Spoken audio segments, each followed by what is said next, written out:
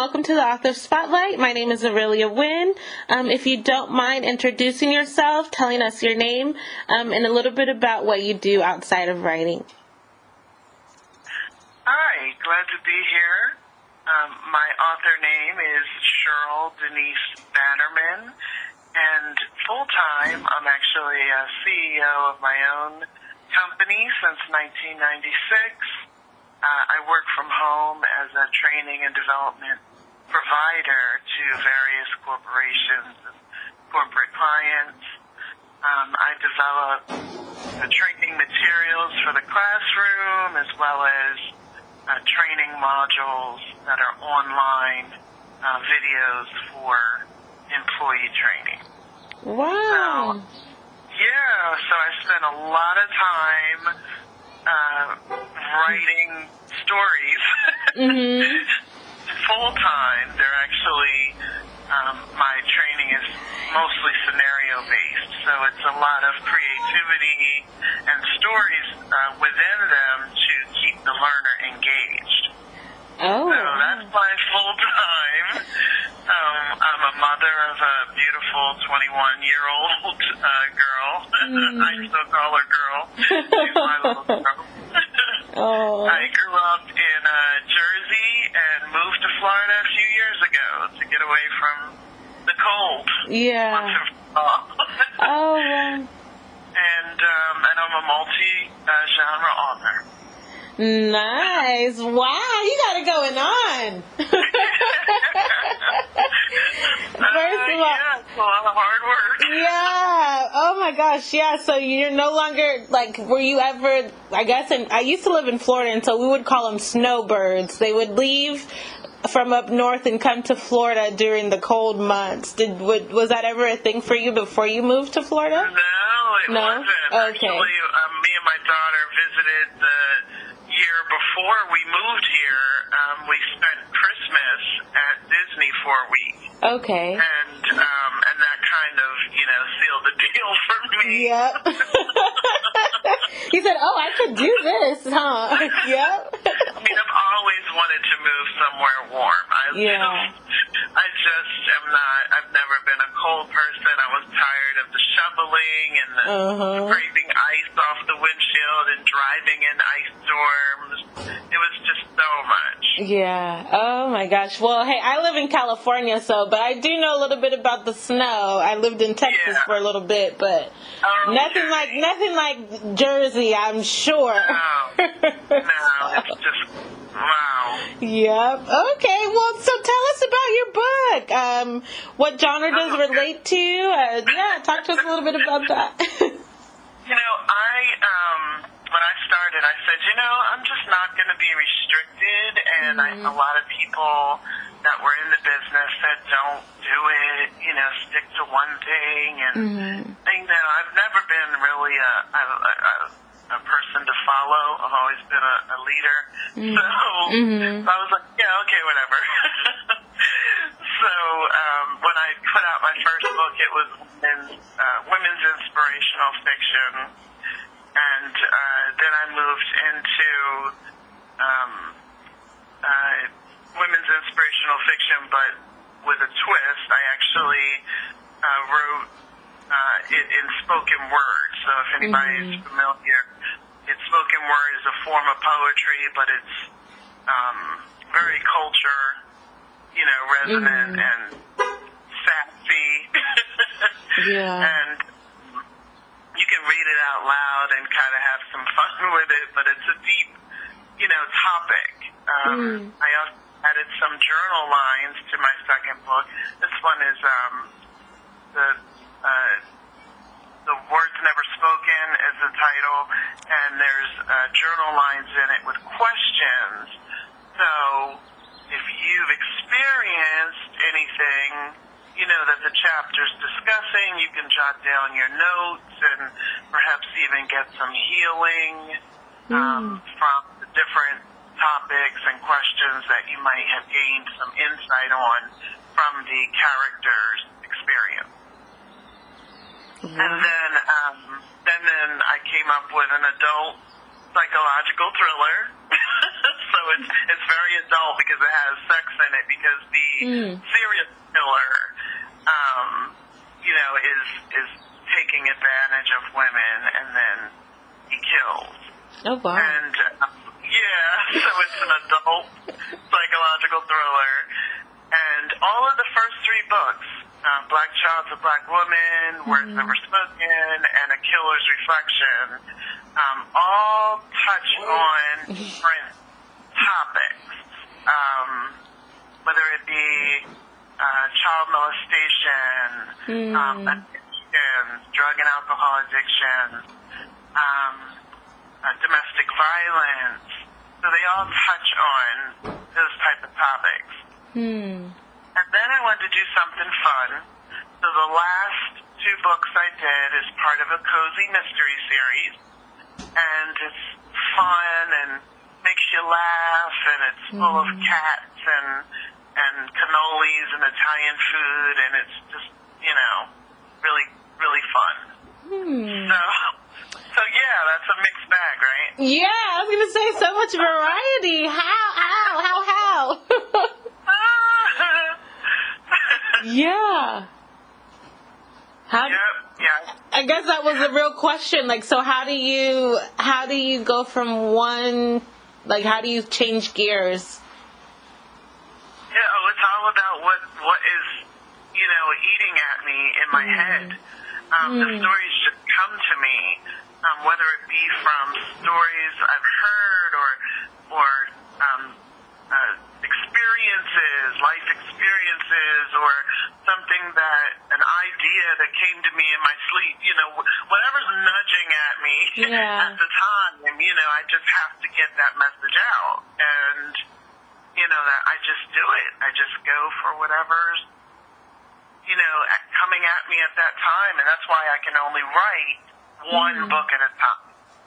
Okay. And just on that one book. Because if I try to do two at a time, and especially if it's two different genres, it's going to mess me all up. Like, let's focus on one at a time.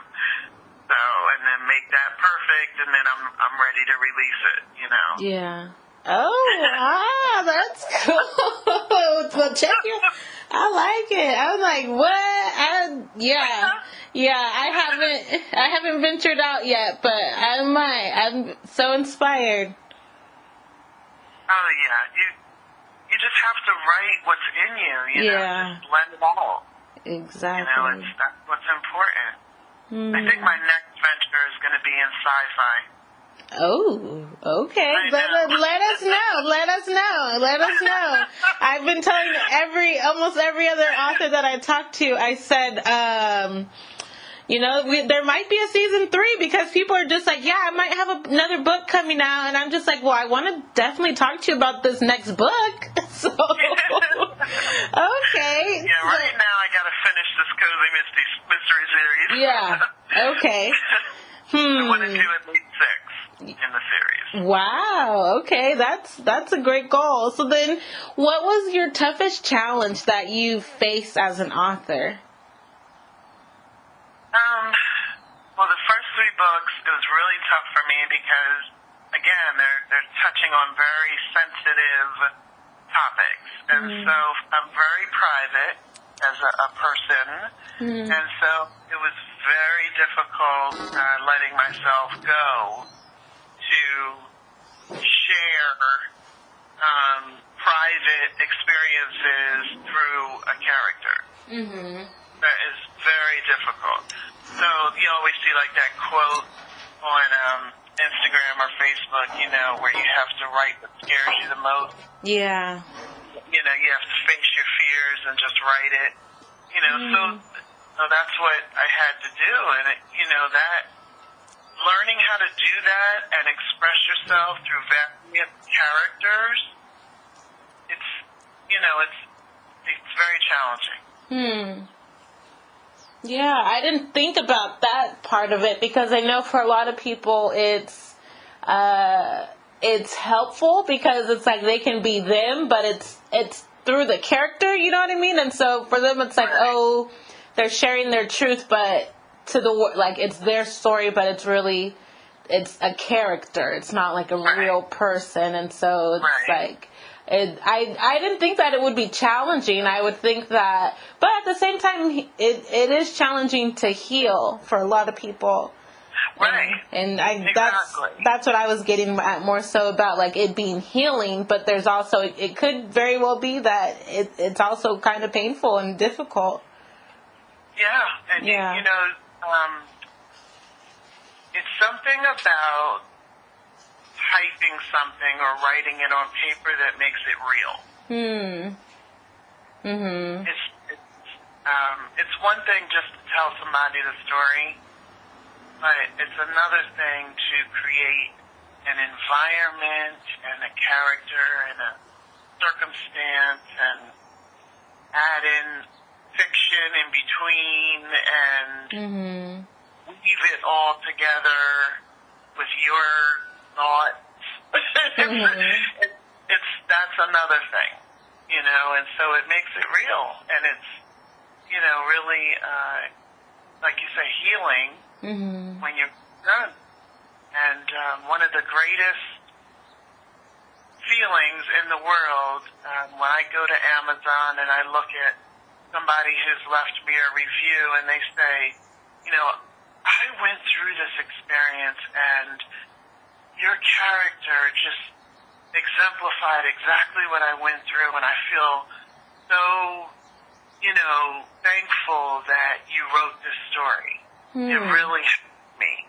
And, you know, those types of reviews, that's what it's all about. I could just not get paid the rest of my life and just get just get those types of reviews. And that's all I would need. Seriously. Oh, wow.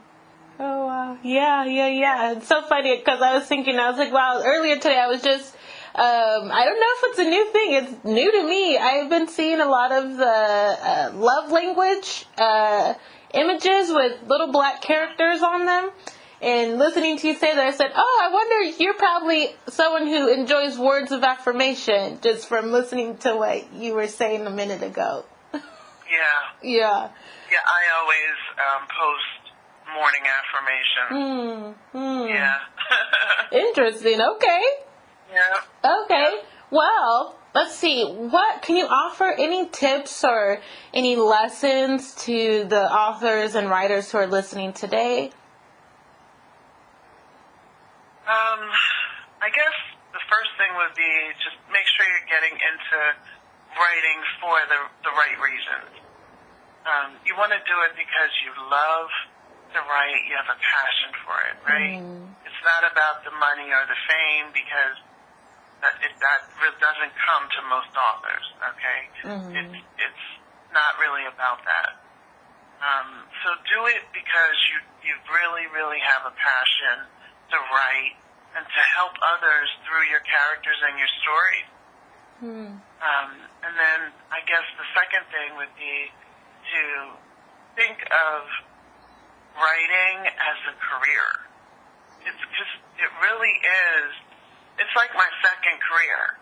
My first career is instructional design and training and development, and my second career is fiction, you know, writing.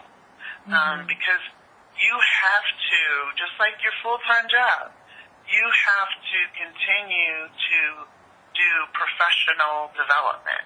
You have to research and learn all about self-publishing, story writing, how to improve your characters. I read articles constantly. I do webinars. I do listen to podcasts. I join organizations. I mean, it's a job. You have to research to be better. And I didn't know anything about self-publishing. I knew nothing. And and I'm still learning. I still, you know, read an article and I'm like, oh my gosh, I didn't know that I could be, you know, I could do that. Or I didn't know about this website that does da-da-da-da. You know, so you have to really spend that time and invest in researching and learning so that you can be successful. Yep, there you go. Because, yeah, like you said, even as a publisher, I'm like, wow, I've learned so. I guess I've just been more intentional as well. So I think you absolutely, you're right with like learning and understand, just wanting to improve, because there's so much out there. There's so much that you don't know until you come across it, and then you're like, oh, I didn't know that. It's like, Exactly. okay, yeah. I learn something every week. I learn something, and it's it's continuous. Like I said, it's continuous. What I call professional development. With my full-time job, and it's the same thing as an indie author. Mhm. Yep. Always learning. Yep. Absolutely. So, has there ever been a time where you wanted to quit writing? And then, if so, how did you get over that? Oh, gosh. There were a couple of times because I kept doing stuff wrong and I was getting frustrated. I don't know if, other people have spoken of this, but I've gotten, I've I guess, signed up for a lot of expensive marketing campaigns and like book tours and stuff like that, like online book tours and stuff.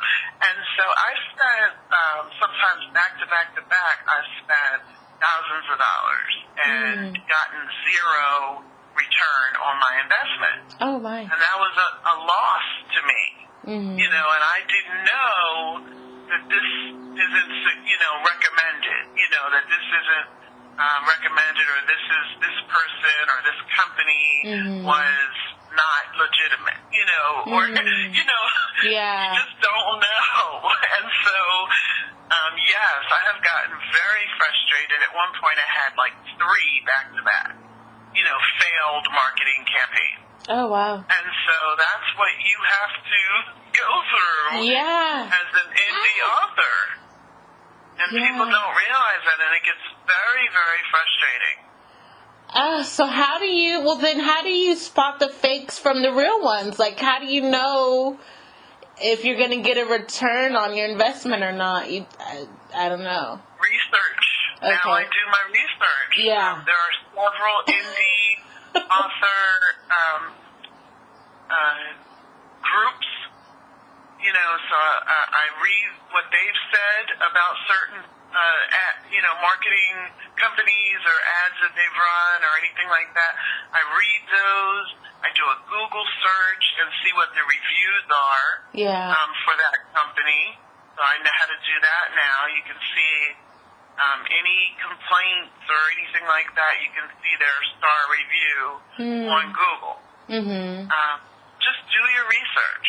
Yeah. Don't just get something in your email and they're offering a discount and just do it. Do your research.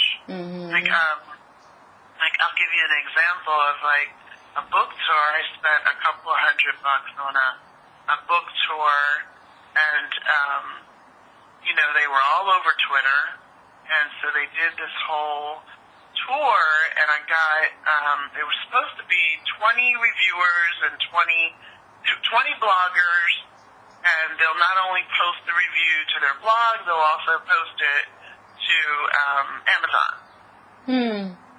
So in the end, I didn't get, I think I got like 4 reviews to Amazon. And so in the end, she told me that it was not guaranteed, and she never put that in writing, and she can make that, they don't work for her, so she can't make them follow through with the review. Yes. Oh, wow. So that was a waste of money.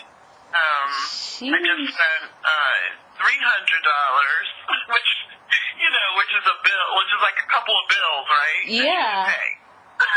So, and we're struggling, we're struggling at this. And I got a 5-star review for Black Child to Black Woman from Chick Lit. And they put it on their site and promised they were going to promote it and sent out a few tweets, and and nothing on Instagram, just some tweets. And I ended up, and once in their newsletter, showing the review in the book. And I got not one sale from that whole marketing 3-week campaign plus the review. Oh, yeah. Yeah. And then they sent me an email saying if you want us to post the review to Amazon, that's another $92. Oh, heck no. Yeah. Oh, you're making me upset for you. No, thank you. No, thanks. I mean, I have to show somewhere that I made some of my money back to justify spending another $100. Yeah. Ain't no way in the world. Wow. Yeah, so those are the types of things that, again, you have to do your research. Yeah, definitely. Ask questions. And then look it up. Like, check out what they're saying if you could see it for yourself. Yeah. Right. Oh my gosh. I asked them, I said, why don't you do Instagram? And they said, the $300 package you ordered doesn't cover Instagram. Which is where most of my followers are. It's not Facebook or Twitter. Yeah. Wow. I know. So then have you done a marketing campaign that's worked for you, or? I have to say, I cannot say that one in particular has really worked.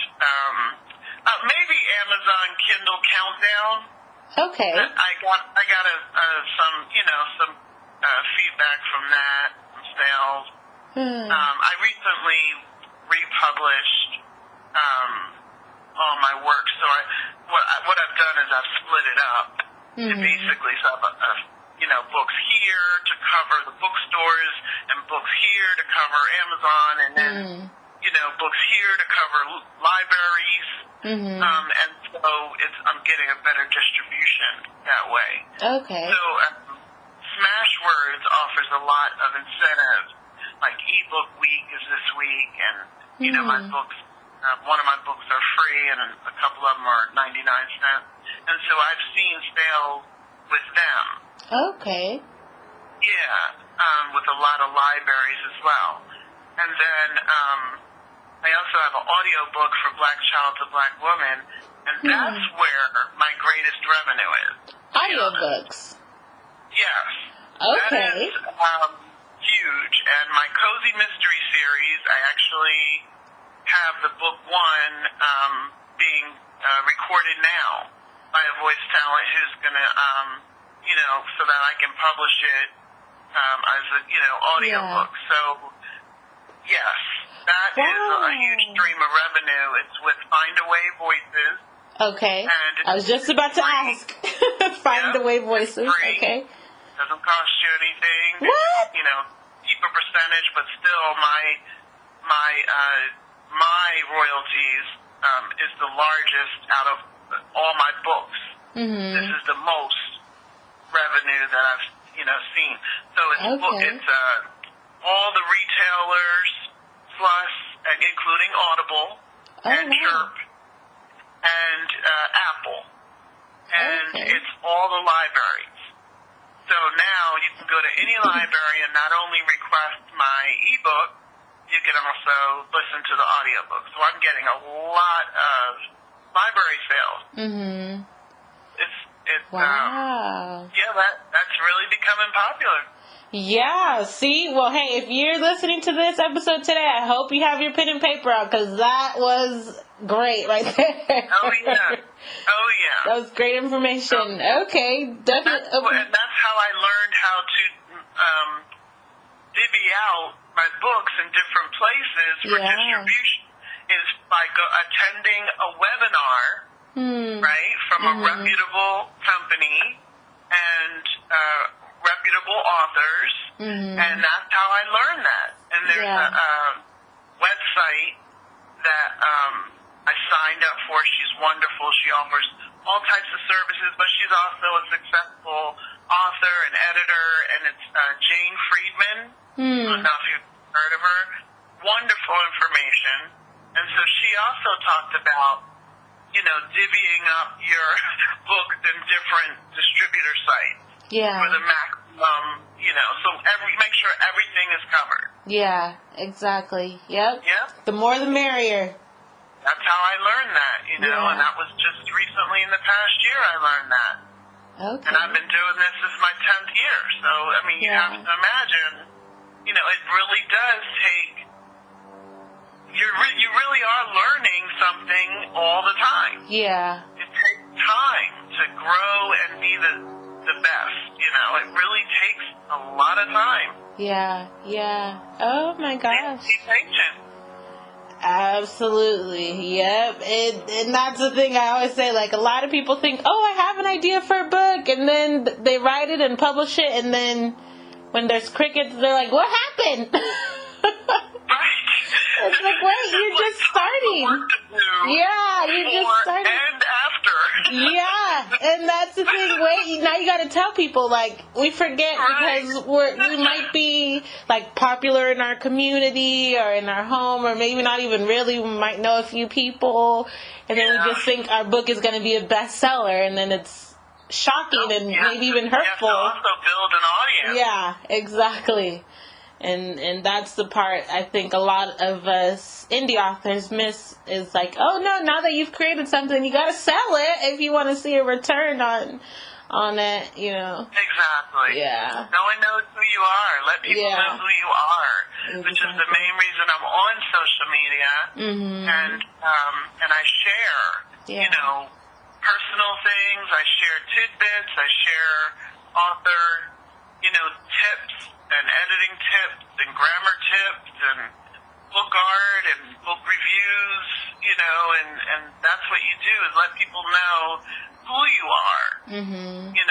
If they really feel like they connect with you, then they'll take a look at your books. Yeah, you're right. Wow, hey, I have had such a great time talking to you. I feel like we could go on and on and on. Me too, yeah.